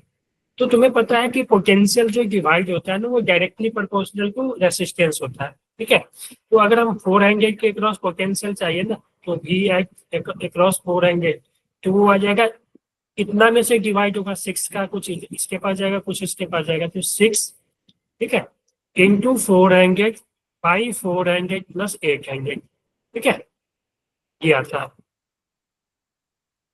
12 12 3, तो ये 2 वोल्ट आ जाएगा, ठीक है, समझ गए।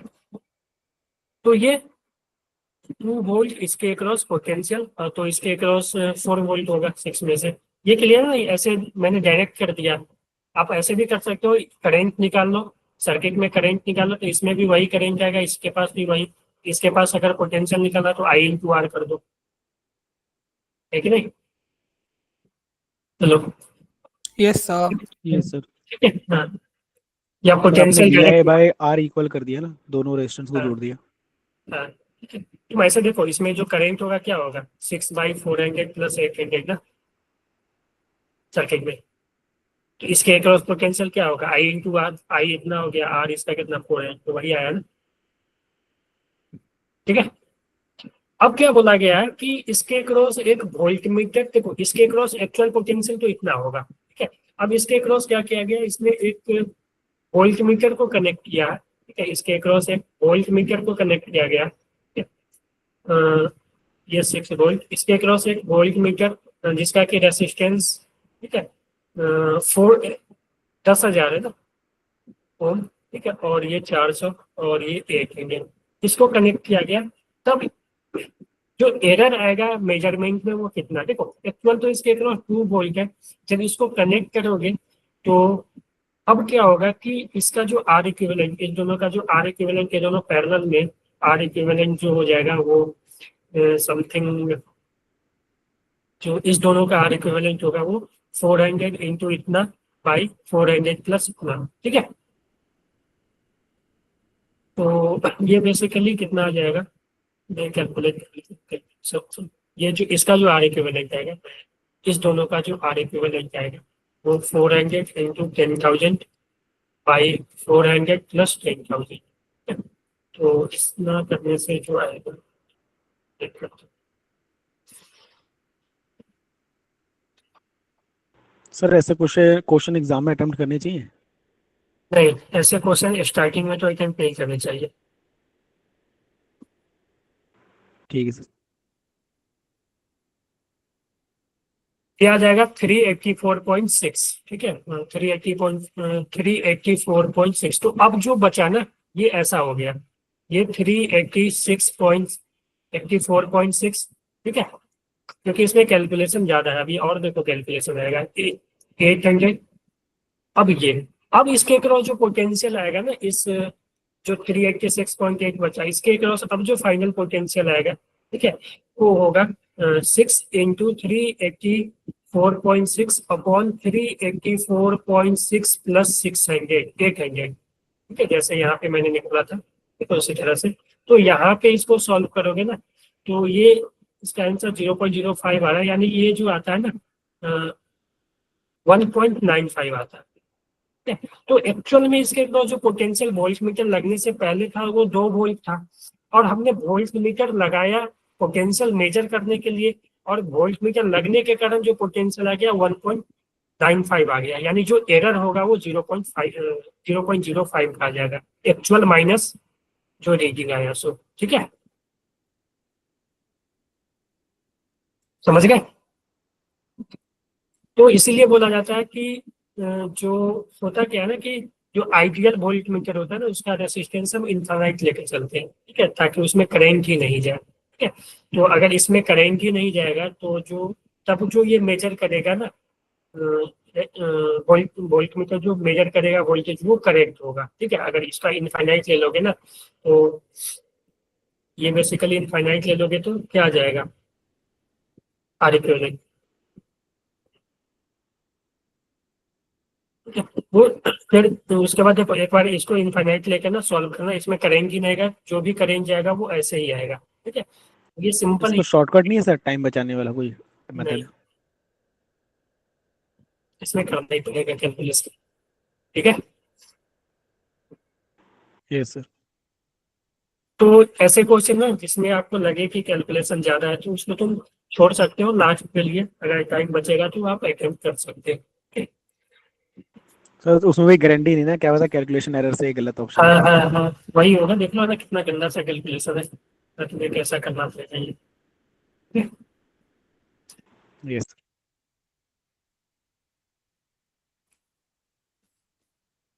ये तो हो गया होगा, पोजीशन का ग्राफ देखेंगे, ग्राफ सर इसमें साइन का बता देना, ए आएगा या बी? सर, बी मैंने टिक किया था। बी आएगा, मैंने भी बी नेगेटिव करा आएगा, था। नेगेटिव आएगा, क्योंकि तुम देखोगे ना तो 4 से जस्ट पहले इसके पास कुछ वेलोसिटी है, और 4 के पास वेलोसिटी 0 हो गया। तो आपको पता है इम्पल्स जो होता है वो चेंज इन मोमेंटम होता है, P final minus P initial. P final 0 हो गया और पी इनिशियल कुछ है, मान लो एम, तो माइनस एम पी आ जाएगा ना इम्पल्स, ठीक है। Yes sir. Yes sir. क्योंकि तुम देखोगे तो यहाँ क्या होगा, एक्स टी ग्राफ है तो ये स्लोप 0 हो गया, तो स्लोप 0 यानी भी 0 हो गया। 4 सेकंड के बाद जस्ट बाद वेलोसिटी 0 हो गया, और 4 से जस्ट पहले वेलोसिटी जो था वो स्लोप के इक्वल था, तो 4 से पहले जो वेलोसिटी था वो स्लोप 4/3, ठीक है, मीटर पर सेकेंड, ठीक है। तो इनिशियल फाइनल मोमेंटम तो 0 हो गया, इनिशियल मोमेंटम एम बी, और एम का वैल्यू इसमें गिवन है 2, और बी का वैल्यू 4/3, ठीक है, 8/3, यही आएगा ना, यही है यूकेजी। नहीं सर 3/4 था ना, वो 4/3 नहीं आएगी ना। क्या बोल रहे हैं ये, 3/4 अच्छा अच्छा, आएगी 3/4, हाँ, परपेंडिकुलर 3/4,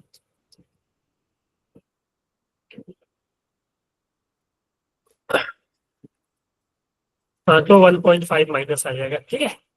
यस सर। जी सर। चलो, अब देखो ये अगेन इसमें थोड़ा सा कैलकुलेशन आपको करना पड़ेगा, energy, angular momentum, gravitational constant, diversion fundamental quantity, तो dimension of universal gravitational constant, Planck constant का पता करना है हमें। तो आपको एक तो डायमेंशन, सर एल और एच का सेम ही था, तो सबकी 0 कर दी थी, आंसर 0। 0 हो गया था सर। आ गया था, सर एल और एच का सेम ही हाँ। होता है ना, हाँ, तो एल L के लिए कौन? पावर बना जाएगी, बाकी सब में 0 हो जाएगी। अच्छा, एल मोमेंटम, और हाँ सही है, ठीक है, क्योंकि एल और एच का जो डायमेंशन होता है सेम होता है, तो प्लैंक को, तो जी का, हाँ जी का तो 0 हो जाएगा फिर, ठीक है, क्योंकि ग्रेविटेशनल कांस्टेंट का कितना पावर वही पूछा है, सही है, ठीक है। तो डायमेंशन जो एल का होता है वही एच का होता है, ठीक है। तो हम ऐसे लिख सकते हैं एच इक्वल टू ई के पावर 0, ठीक है, एल इंटू जी के पावर 0, है ना, ओके। Yes sir. चलो डायमेंशन, सर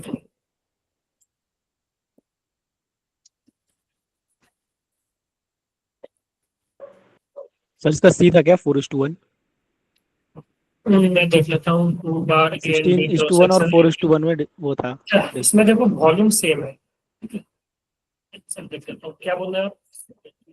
सर इसका ए और सी में से बता दो सर, मुझे याद नहीं आ रहा, मैंने ए इसका मार्क किया था, सी किया था।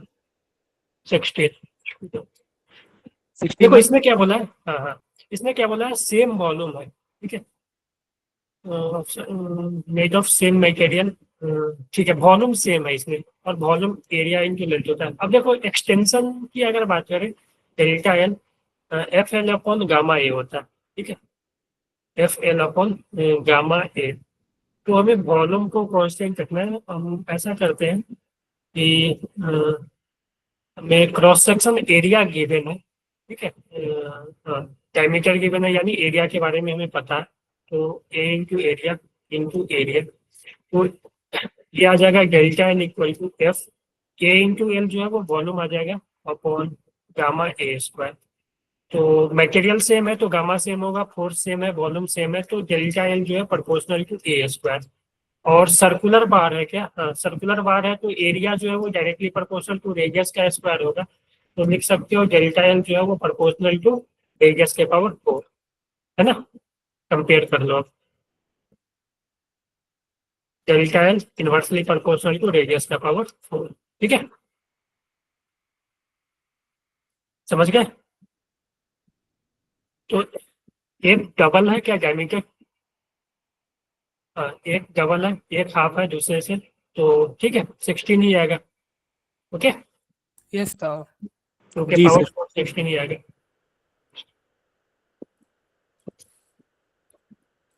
क्वेश्चन नंबर 18, ये तो हो गया होगा। इसका ए ऑप्शन यस जाना था, सर, ये आया था। ए।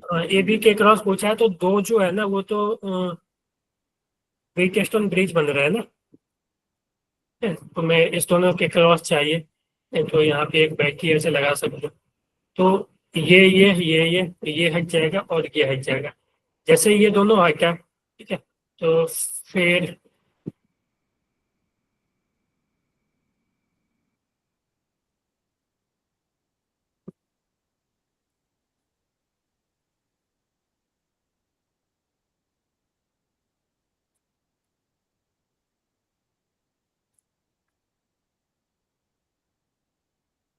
सर इरेज करना है कैसे? कोई ना, अगर हम बात करें तो ये हट जाएगा, तो ये सीरीज, ये सीरीज, ठीक है, फिर ये दोनों सीरीज, ठीक है, तो ये दोनों सीरीज 2R और इसका R बच जाएगा। ठीक है? तो मैं डायरेक्ट कर देता हूँ, ये R, ठीक है, और ये 2R, ठीक है, और फिर ये नीचे 2R, ठीक है,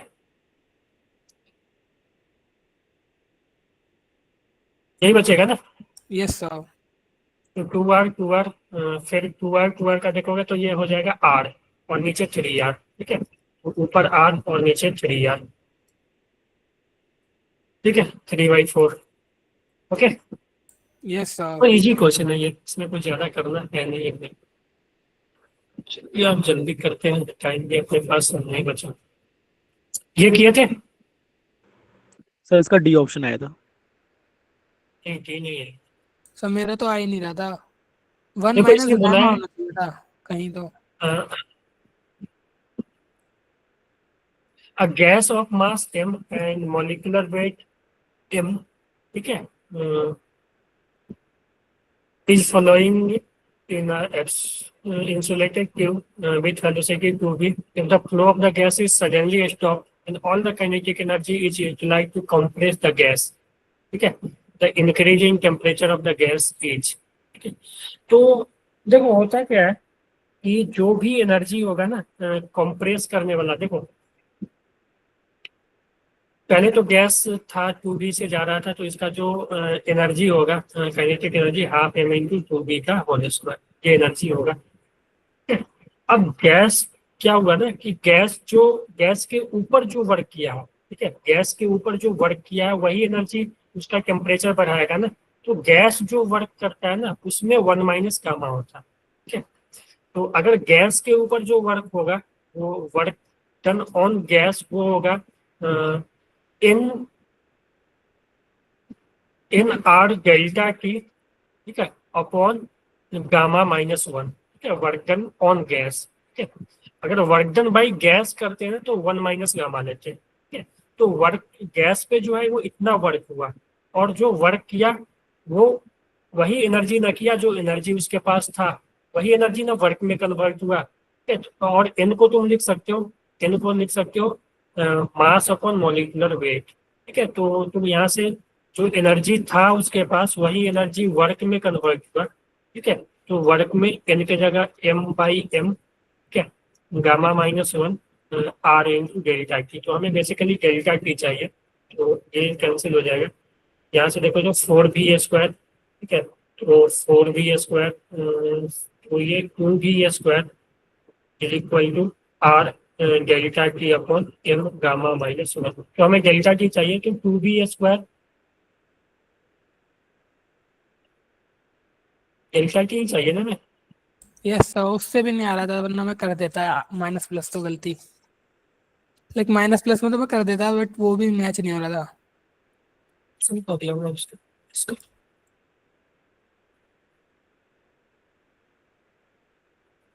ये तो ऑप्शन गलत है। सर इसमें गामा -1 करना जरूरी है? हाँ, क्योंकि जो वर्क होगा ना, ये देखो होता बेसिकली जो स्टॉप सेकेंडरी स्टॉप हुआ है ना, गैस इज सेकेंडरी स्टॉप, तो जो प्रोसेस होगा ना वो एडियाबेटिक प्रोसेस होगा, ठीक है। ठीक है। कोई चीज, हाँ ठीक है, जब गैस वगैरह को सेकेंडरी कंप्रेस या सेकेंडरी एक्सपेंड होता है ना, तो वो चीजें एडियाबेटिक होती है। और एडियाबेटिक में जो वर्क डन होता है ना, वर्क डन बाई गैस में 1 - गामा होता है, वर्क डन ऑन गैस वो होगा गामा-, ठीक है। ठीक है सर। उल्टा होता है, ठीक है, दोनों उल्टा होता है। ये बेटा सही है, ये ऑप्शन ही गलत था, ठीक है। मैं इसमें हम बोले तो ऑप्शन ही ये गलत था, डेल्टा टी जो होगा ये 2 नीचे ना होकर ये ऊपर आएगा, ठीक है। 2 कैपिटल एम यस सर। और स्मॉल एम भी नहीं आएगा। 2 capital M v² gamma -1 upon r, ठीक है। Yes sir. सॉल्यूशन भी एक बार चेक कर देता अपने पास। ये 3 की जगह 2, वो 2 की जगह 3 कर दिया हुआ इन्होंने, ए मैच हो रहा है ना। एक मिनट। हाँ 3 की जगह 2 डाल दो सर, न्यूमेरिकल वैल्यू थोड़ा ज़्यादा क्लोज है।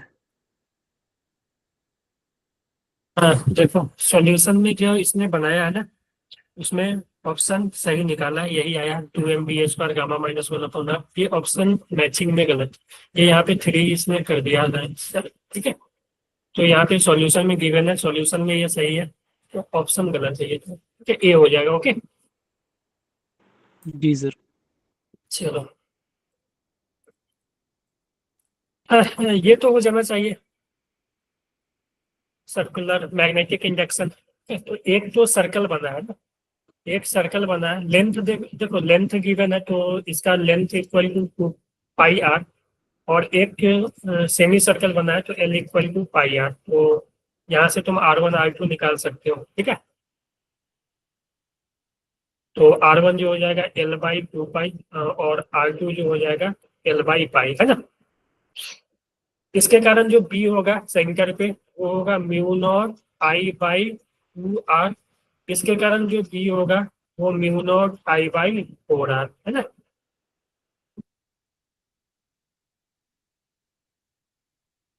A1 और इसको I2 और इसको R2, क्लियर है।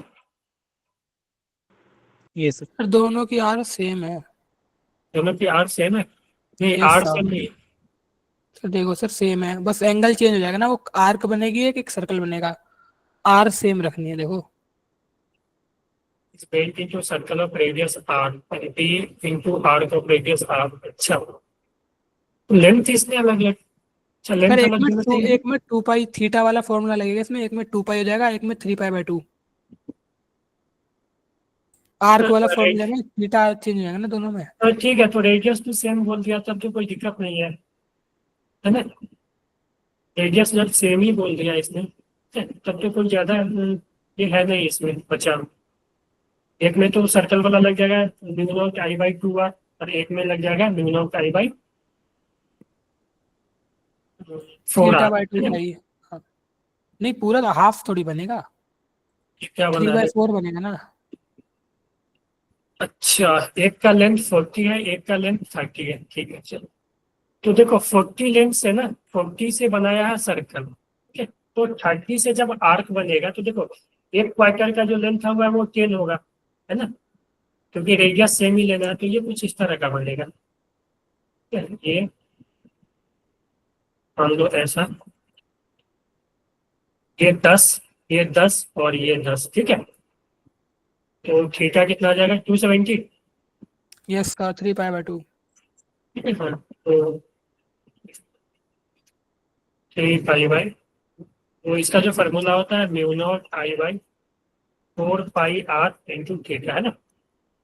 यस सर ठीक है, और इसका तो direct mu naught I by R, R दोनों का सेम है, इसका थीटा 3 बाई सर हो जाएगा।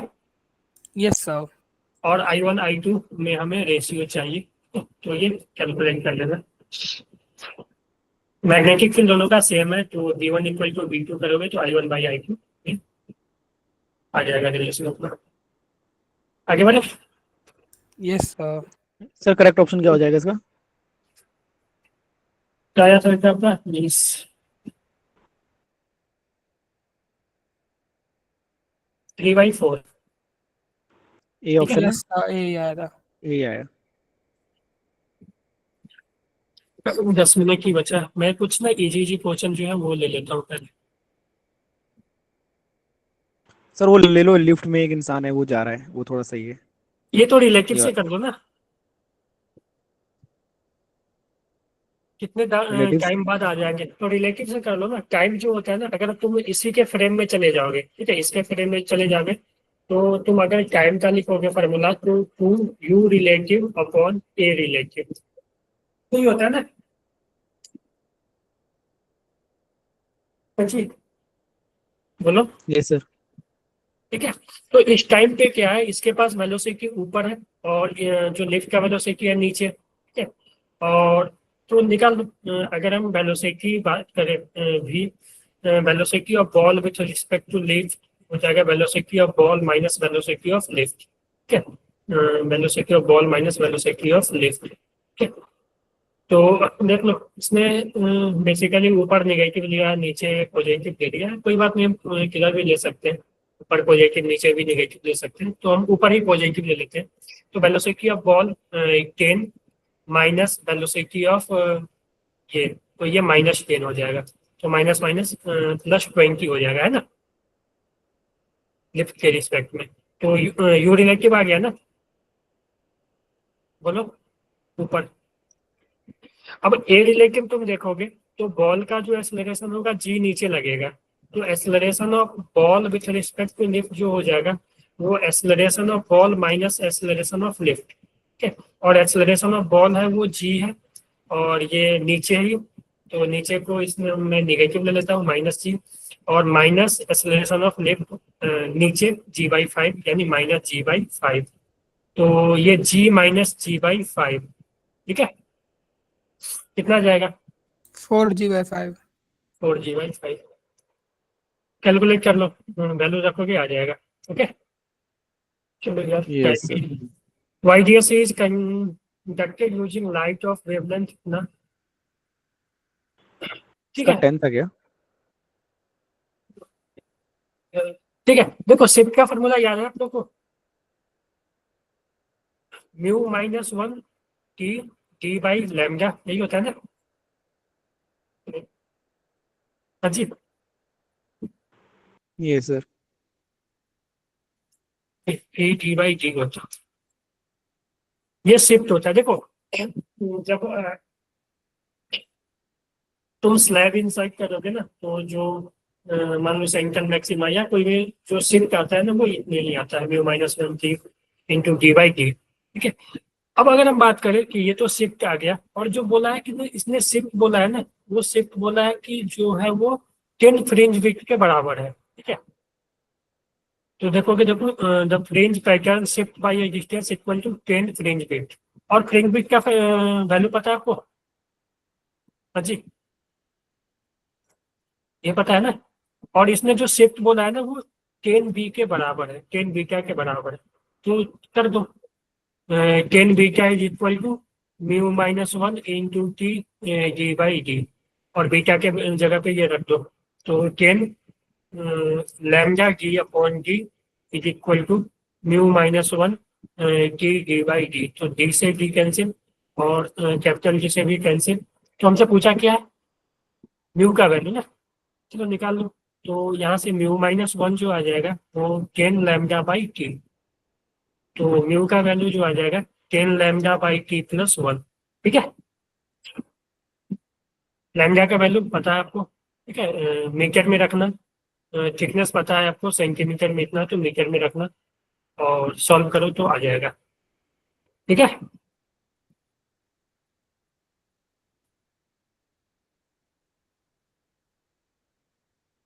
जी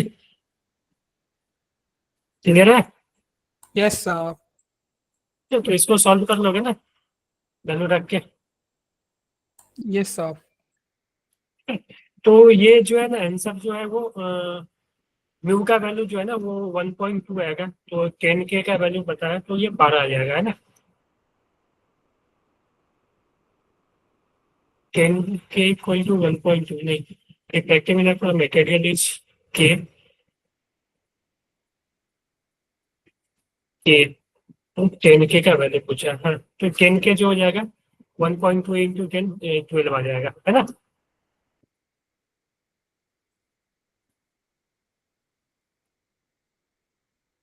चलो ये क्वेश्चन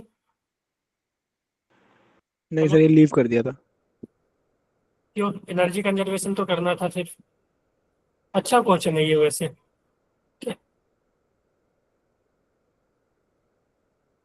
ये किए थे,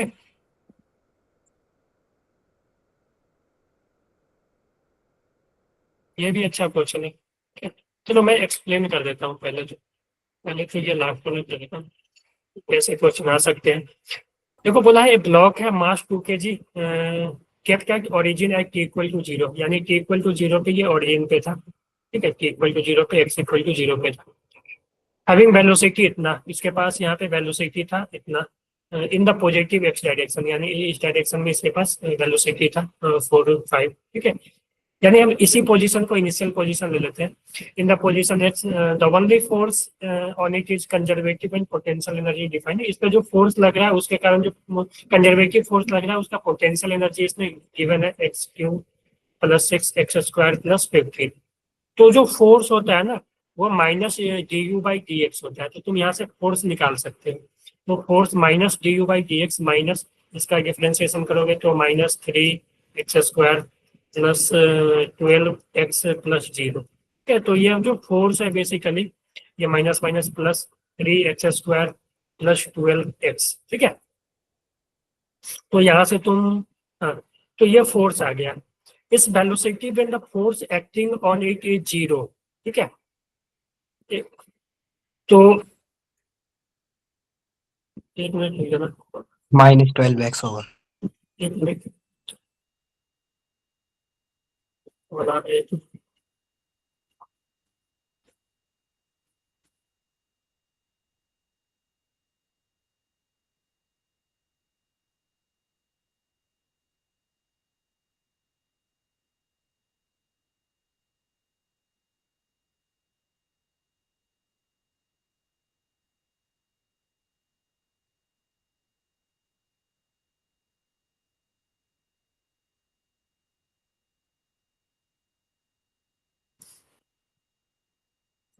तो यहाँ से देखोगे तो कहाँ पे पूछा जहाँ फोर्स 0 होगा, तो तुम यहाँ से निकालो यहाँ पे कि फोर्स 0 कहाँ पे हो रहा है। ठीक है, तो एक्स का 2 वैल्यू आएगा। ठीक है, फोर्स तुम 0 पुट करोगे तो यहाँ से थोड़ा सा कॉमन ले लो, एक्स कॉमन ले लो, 3x कॉमन ले लो, तो ये x माइनस x + 4 है ना। सर माइनस आएगा ऊपर। बेसिकली ये माइनस आएगा, हाँ, तो x -4। ठीक है, तो फोर्स जो 0 हो रहा है, एक तो x इक्वल टू 0 पे होगा और x इक्वल टू 4 पे, यानी कि यहाँ पे भी और यहाँ पे। After time t equal to 0, तो देखो पहले तो यहाँ पे था। ठीक है, पहले तो यहाँ पे था, तो t इक्वल टू 0 के बाद जो फोर्स 0 हो रहा है वो x इक्वल टू 4 पे हो रहा है, यानी मान लो कि x इक्वल टू 4 कहीं यहाँ पे होगा। ठीक है, यहाँ पे फोर्स 0 हो रहा है। ठीक है, तो हमें यहाँ पे इसका वेलोसिटी पूछा। ठीक है, तुम यहाँ से यहाँ तक एनर्जी कंजर्व कर दो। ठीक है, इनिशियली क्या है इसके पास, इनिशियल तुम पोटेंशियल एनर्जी निकाल सकते हो। इनिशियल पोटेंशियल एनर्जी निकालने के लिए इसमें x0 पुट करना पड़ेगा, तो u इनिशियल जो हो जाएगा 15 आ जाएगा। u फाइनल निकालने के लिए आपको यहाँ पे x इक्वल टू 4 पुट करना पड़ेगा, तो u फाइनल निकालना पड़ेगा। ठीक है, यहाँ पे इनिशियल वेलोसिटी गिवन है। ठीक है, तो यहाँ पे काइनेटिक एनर्जी तुम्हें पता होगा ½ mv², और यहाँ पे हमें वेलोसिटी पता करना है तो वो ½ mv² से निकाल सकते हैं। ठीक है, यानी यहाँ का kinetic energy kinetic initial plus initial potential equal to K final plus U final. समझ गए? सर इसका आंसर क्या था? 6।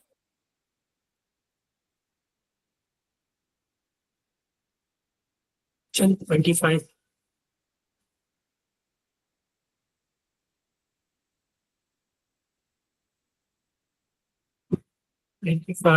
स्क्वायर 5 है।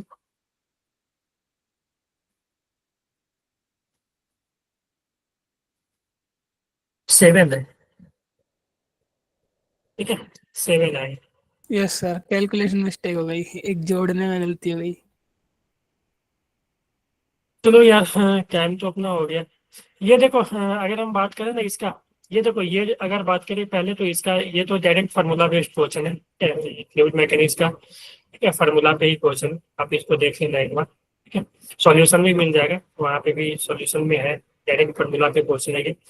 जिनको याद नहीं होगा फार्मूला वो एक बार देख लेना। वैसे क्वेश्चन जेईई मेंस में कम चांस है कि इस पे आएगा, ठीक है, वो एडवांस वगैरह में इस टाइप पे आते हैं, ठीक है। तो एक बार फार्मूला आप याद कर लेना कि वो चीजें कॉन्सेप्ट पे है। अगर हम इसकी बात करें तो इसको अगर तुम सॉल्व करोगे, ठीक है, तो अगर जनरली ऐसे सॉल्व करोगे तुम इसको सिलेंडर वगैरह लेके, तो वो बहुत ज्यादा टफ बन जाएगा, ठीक है। तो इसको सॉल्व करने का सबसे अच्छा तरीका है कि तुम इस जो इनफाइनाइट सिलेंडर है ना, सॉलिड सिलेंडर, तो इसको तुम एक वायर ले लो, ठीक है, एक वायर ले लो, और यहाँ पे एक तुम स्फीयर ले लो, ठीक है। तो इस वायर के कारण यहाँ पे इलेक्ट्रिक फील्ड निकाल दो, और माइनस कर देना इस स्फीयर के कारण, ठीक है, इलेक्ट्रिक फील्ड निकाल के। इस स्फीयर का तुम मास वगैरह निकाल सकते हो, इसका मास जो हो जाएगा वो डेंसिटी, डेंसिटी इंटू इसका वॉल्यूम, ठीक है, इसका वॉल्यूम r/2 है, रेडियस तो आप निकाल ही लोगे। इसका जो चार्ज हो जाएगा, चार्ज डेंसिटी इंटू वॉल्यूम, ठीक है। और तुम इसका अगर तुम देखोगे तो मान लो कि एक लैम्डा चार्ज के कारण किसी भी डिस्टेंस पे जो फील्ड होता है वो 2k λ/r होता है, पता है ना? Hello, yes sir. 2k λ/x हम ले लें, अगर 2k λ/x, ठीक है, समझ गए? हेलो, यस मैं सर। आंसर बता देता हूँ एक बार। 21 16 k का वैल्यू 16 है, ठीक है। हाँ, तो 2k λ/x, ठीक है।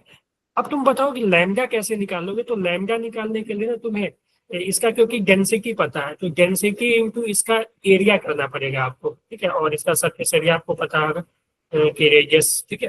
तो इसका rho into surface area, area, ठीक है। तुम इसका सरफेस एरिया निकाल दोगे, πr/l होता है ना? तो 1 मीटर का ही निकालना, तो 1 मीटर ही लेकर चलना इसका सरफेस एरिया, ठीक है। तो इसका लैम्डा तुम निकाल लोगे, लैम्डा रो इंटू ए, ठीक है, और यहाँ से 2k λ/x, और x का डिस्टेंस यहाँ से इसके सेंटर से r+r 2r हो गया, ठीक है। और एक स्फीयर के कारण, ठीक है, सॉलिड स्फीयर के कारण 2r डिस्टेंस पे तुम निकाल लोगे। मान लो कि ये E2 आया, इसका E1 आया, तो net electric field E1 minus E2, क्योंकि ये रिमूव हो रहा है तो इसके कारण हमें बाहर करना पड़ेगा, क्योंकि इसके कारण भी इलेक्ट्रिक फील्ड E1 भी इधर होगा और इसके कारण भी E2 इधर होगा, और बेसिकली ये रिमूव हो रहा है तो E1 माइनस E2 होगा। क्लियर है? Yes sir. ठीक है, तो इसको ट्राई कर लेना, ये 23 और 24। अगर नहीं होगा तो आप ग्रुप में मैसेज डाल देना, मैं सॉल्व करके दे दूंगा उसको, ठीक है। Okay sir. ओके, चलो एवरीवन, सही है। तो देखो, अगर हम Yes, sir. टेस्ट के एग्जाम में बात करें तो इसका जो कुछ क्वेश्चन है वो लेंदी और टफ भी है, ठीक है। अगर हम न्यूमेरिकल की बात करें तो न्यूमेरिकल में 2-3 क्वेश्चन न्यूमेरिकल टाइप में अच्छे क्वेश्चन है, ठीक है। और ओवरऑल हम बात करें तो ये अगर ऐसा पेपर मेंस में आता है, ठीक है, तो वो उससे क्या सबसे, मतलब उस सेशन का टफ पेपर हो सकता है, क्योंकि पेपर जो था वो टफर साइड था, ठीक है। आज का? हाँ, आज का जो पेपर था वो टफर साइड था, ठीक है। अच्छा। ठीक है, तो मेंस में इससे थोड़ा कम ही टफ आते हैं, ठीक है, डायरेक्ट नहीं सर, टफ आनी चाहिए, कट ऑफ से ही जाएगी। हाँ, ठीक है, ठीक है, लेकिन जनरली आते नहीं है टफ, यार आने तो चाहिए लेकिन आते नहीं है। ओके, वही। चलो ठीक है, तो Jeevan bye. Bye everyone, bye sir.